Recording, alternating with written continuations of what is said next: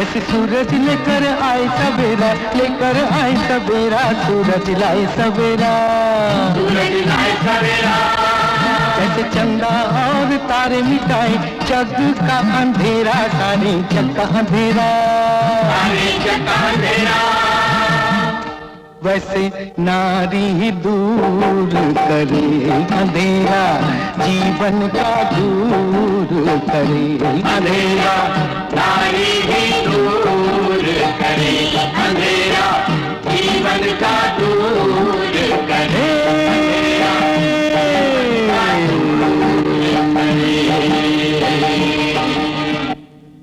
तुम्हें उस बर्मी लड़की पर किए गए अत्याचार और भंवर में हिचकोले खाते अभया के जीवन के बारे में लिख चुका हूं। भगवान का इससे बड़ा मजाक और क्या होगा राजलक्ष्मी, कि जिस मंजिल की तलाश में अभया भटक रही है, भगवान ने उस मंजिल के सामने मुझे लाकर खड़ा कर दिया है। उसका पति मेरे ही दफ्तर में काम करता है। उसे देखकर मेरा मन घृणा से भर जाता है। मैं इस वक्त दोराहे पर खड़ा अपने अंदर से उठती हुई दो विचारधाराओं से लड़ रहा हूं। एक आवाज कहती है, अभया सारा जीवन इसी तरह अपने पति को खोजती रहे और एक दिन थक हार कर उसकी यह आस टूट जाए। मगर दूसरी आवाज ये कहती है कि हमारे समाज में एक विवाहित स्त्री को और कहां शरण मिल सकती है सिवाय पति के चरणों में। वो चरण चाहे कितने गंदे मलीच क्यों न हो।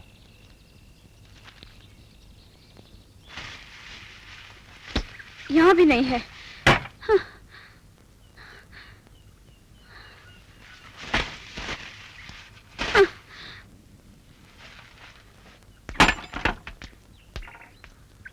रोहिणी,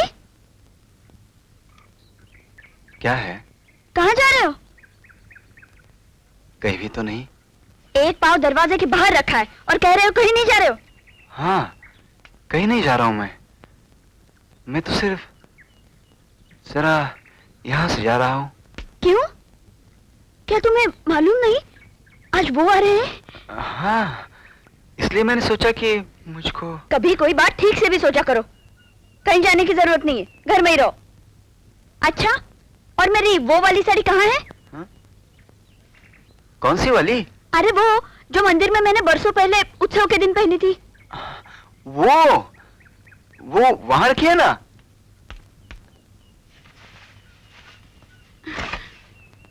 भला ये भी कोई जगह है मेरे कपड़े रखने की? इतनी बरसों पुरानी साड़ी पहनोगे आज के दिन? क्यों भला? अच्छा, तो अब मुझे कौन से कपड़े पहनने चाहिए इसके बारे में आपसे आज्ञा लेनी पड़ेगी। तो सुनिए श्रीमान जी, जिस साड़ी श्रृंगार में उन्होंने मुझे पहली बार देखा था और जन्म भर के लिए मोहित हुए थे, वर्षों की जुदाई के बाद मेरा मन चाहता है कि वो मुझे उन्हीं नजरों से देखे। आज्ञा है, पहन सकती हूँ?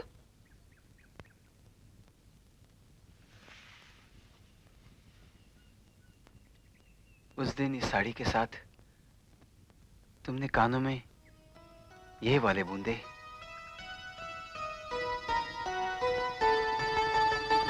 हाथों में ये चूड़ियां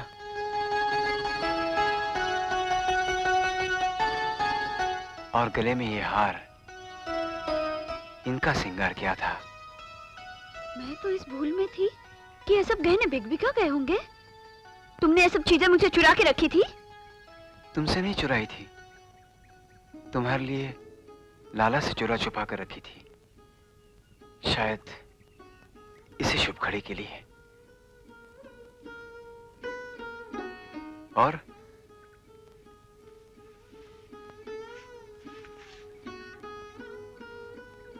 पैरों में ये चप्पल पहनी थी। अब कमरे के बाहर जाओगे भी या नहीं? माथे पे लाल बिंदिया थी, आंखों में काजल था,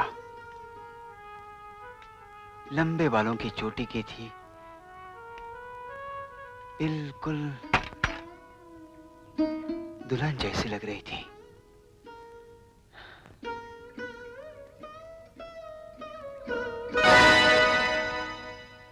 अरे कौन हो तुम? ये बिना आज्ञा घर के अंदर कैसे चले आए?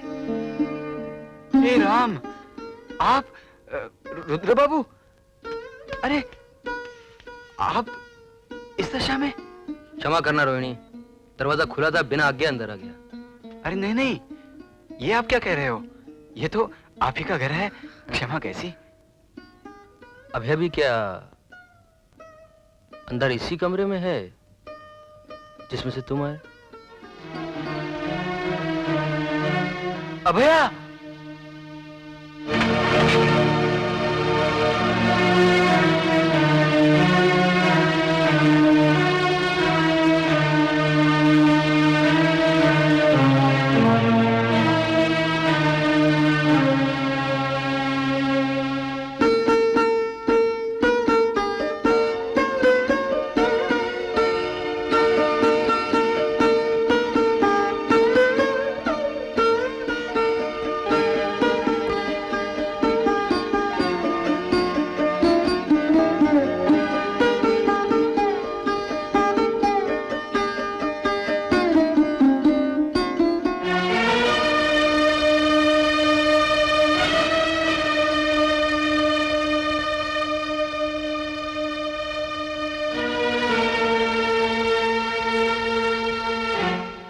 बरस से ज्यादा हो गए, तुम्हारे गांव में सैलाब आया था।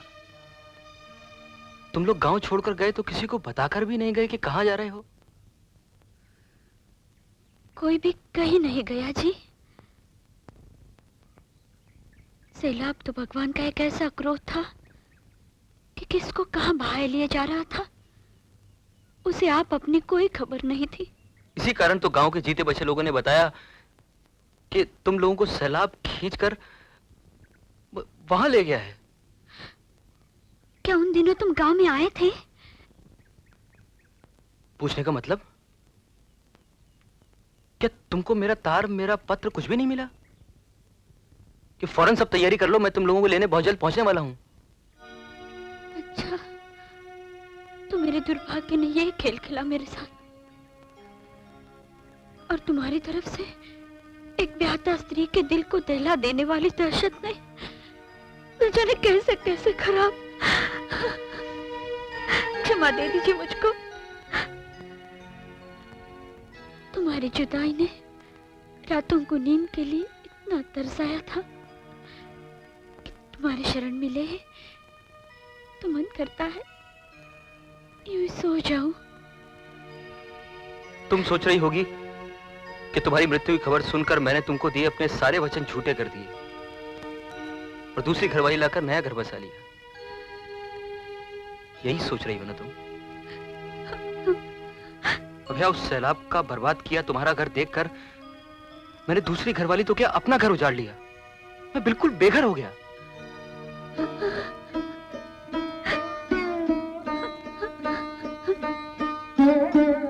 अभया, तुम्हारे बिना मेरी जो दशा हुई है वो तो तुम देख ही रही हो। तुम्हारे बिना मेरे जीवन का हर पल जीवनदाता से एक सवाल बन गया था कि हे प्रभु, तू इस अभागी को मृत्युदान क्यों नहीं देता? क्यों इसे जीवित रख रहा है? आज तुम्हें पाकर मैंने भगवान से अपने उन सवालों के जवाब पाए। अभया, अब और कुछ मत बोलो जी, नहीं तो मैं बावली हो जाऊंगी। तुम मर्द कभी समझ नहीं सकते कि पति के मुंह से ऐसे शब्द सुनकर पत्नी खुशी से बावली हुए बिना नहीं जी सकती।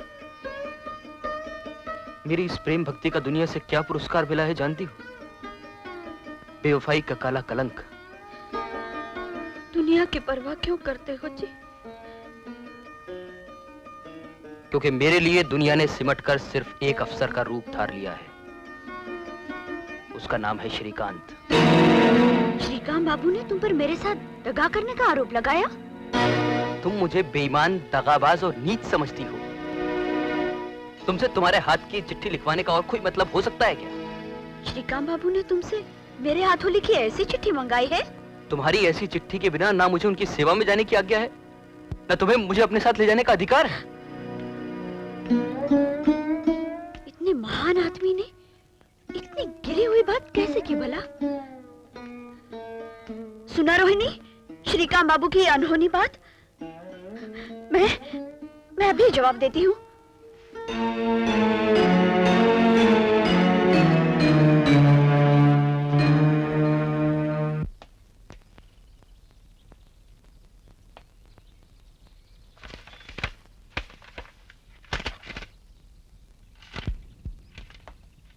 Sir, may I come in?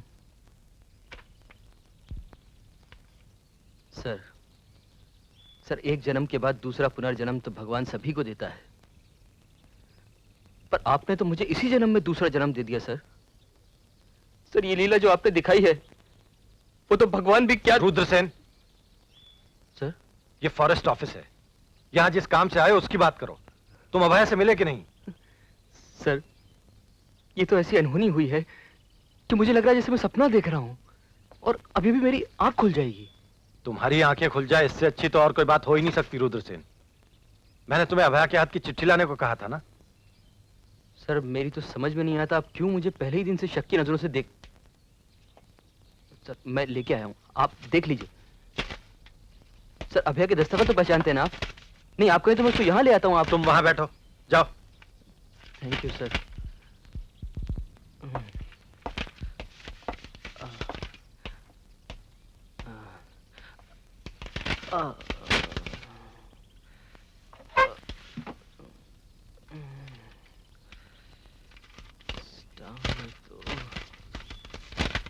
पूज्य श्रीकांत बाबू, अपने स्वामी से बिछड़कर मैं समझती रही कि जो विपदा मुझ पर पड़ी है वो किसी और औरत पर पड़ती तो वो पत्थर की हो जाती, पर मुझसे बिछड़कर मेरे बिना जो मेरे पति पर पड़ी है वो पत्थर पे पड़ती तो वो भी पानी हो जाता। क्षमा दीजिएगा पूज्य श्रीकांत बाबू, बहुत सोचने पर भी ये समझ नहीं पा रही हूँ कि आखिर आपने एक पत्नी से उसके स्वामी के लिए ये गवाही की चिट्ठी लिखवाकर मन को इतनी ठेस क्यों पहुंचाई है।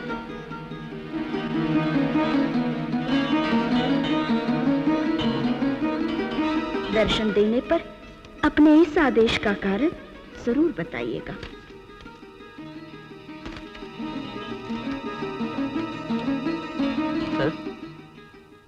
सर, ये आप चिट्ठी पढ़कर इतने परेशान क्यों हो गए? नहीं, अभया ने मेरी कोई गलती, कोई भूल लिखी हो मुझे बता दीजिए। उसने तो कोई गलती नहीं लिखी है, लेकिन मैं तुमको बताता हूं तुम्हारी गलती। इस खत से साफ जाहिर होता है कि तुमने उसको यह बात तो बताई नहीं कि तुमने यहां आकर एक बर्मी औरत से शादी कर ली है और उससे तुम्हारे 2 बच्चे भी हैं। ठीक है सर, ठीक है। अगर आप चाहते हैं कि मैं उसको सच का इतना कड़वा जहर एक ही घूंट में पिलाकर उसकी जान ले लूं, तो मैं जाता हूं।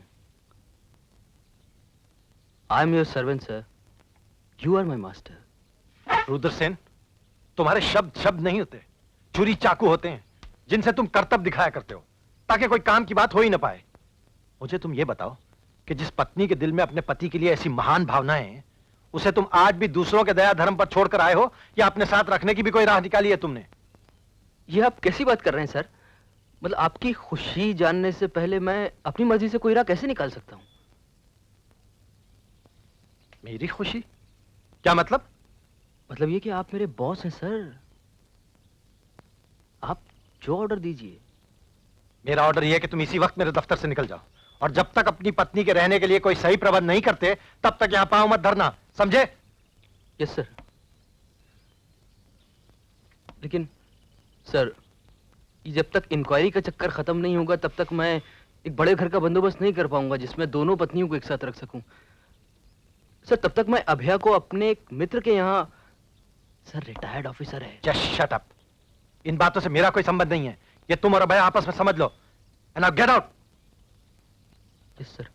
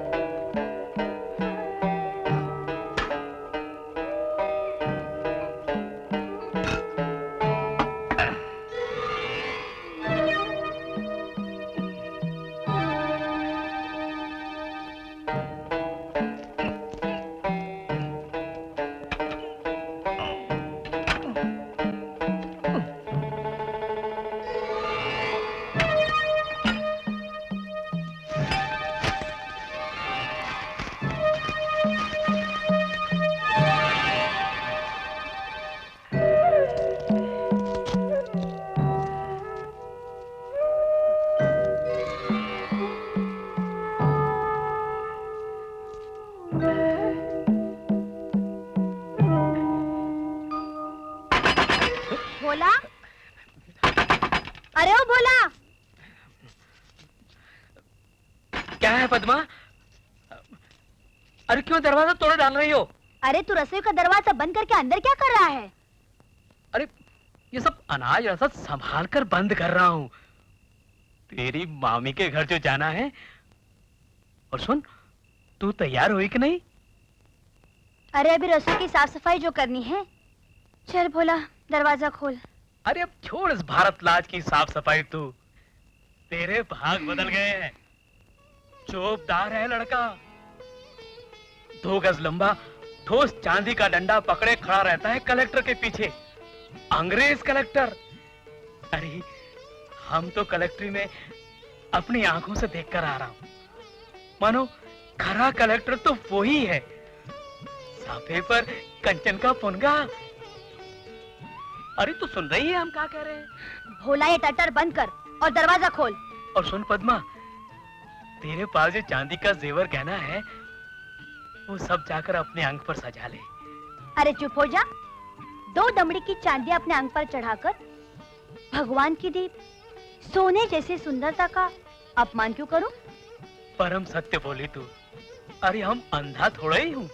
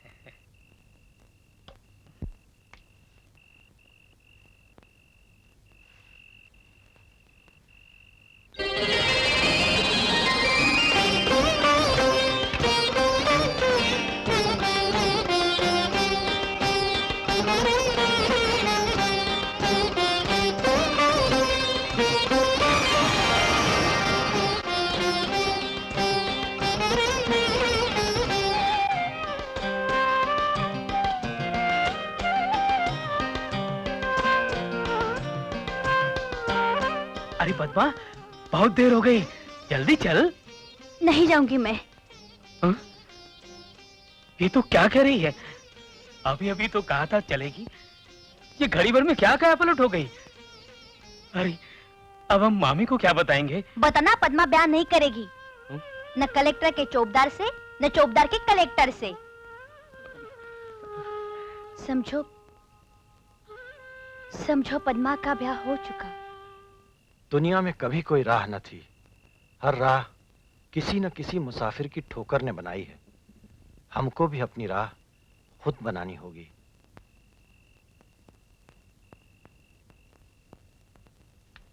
पूज्य श्रीकांत बाबू, जिसके मुंह से जीवन का यह महान सत्य निकला हो, वो अपने उस तेज के नाते हम जैसी औरतों के लिए प्रणमय है। यह पत्र तुमको इस कारण भेज रही हूं कि तुम उनके बारे में बहुत चिंतित हो। मेरी मानो, तुम पल भर भी उनकी चिंता न करना। तुमको उनकी यात्रा कितनी ही कठिन, कितनी ही लंबी दिखाई पड़ती हो, पर मेरे अंदर की नारी जानती है कि वो ऐसी भाग्यशाली हैं कि उनकी मंजिल तो सदा से उनके चरणों में उनके साथ साथ ही चल रही है। आज मेरी ये बात समझ न सकोगे, पर कल ये रूप धारण करके तुम्हारे सामने आ खड़ी होगी। इस बीच अभया ऐसा कुछ भी कर सकती है जो आज तक तुम्हारी आंखों ने न कभी देखा और न तुम्हारे कानों ने कभी सुना। कारण कि अन्नदा और मेरे जीवन का मार्ग सदा हमारी अपनी ओर ही रहा है।